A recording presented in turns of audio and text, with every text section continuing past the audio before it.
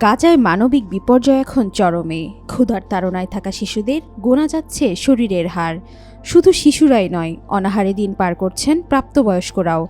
এই দুর্দশা যেন পৃথিবীর ইতিহাসের সকল নির্যাতন ও বঞ্চনাকেও ম্লান করে দিয়েছে।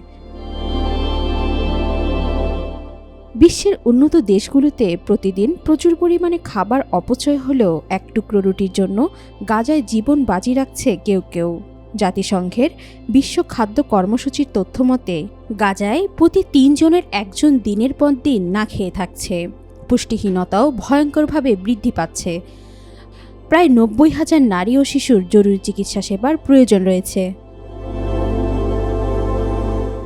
ক্ষুধার্ত আরেক মুসলিম ভাইকে দেখে মুসলিম শাসকদের মন না কাঁদলেও কাঁদছে কিছু সাধারণ মুসলিমের মন।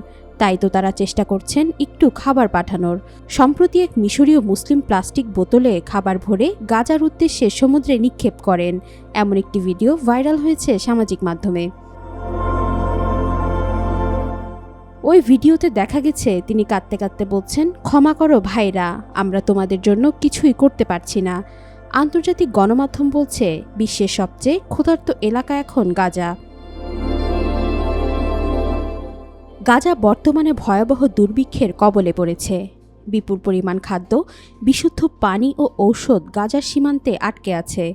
সেগুলো ভেতরে পাঠানোর অনুমতি দেওয়া হচ্ছে না এবং সাহায্যকারীরাও সেখানে পৌঁছাতে পারছেন না। মুসলিম ভাইয়ের বোতলে কিছু খাবার ভরে ভূমধ্যসাগরে ভাসিয়ে দেওয়াটা অবরুদ্ধ গাজাবাসীর জন্য অসহায়ত্বের বাস্তব চিহ্ন। ওয়াহিদা পারভিন ইশিতা, আজকাল।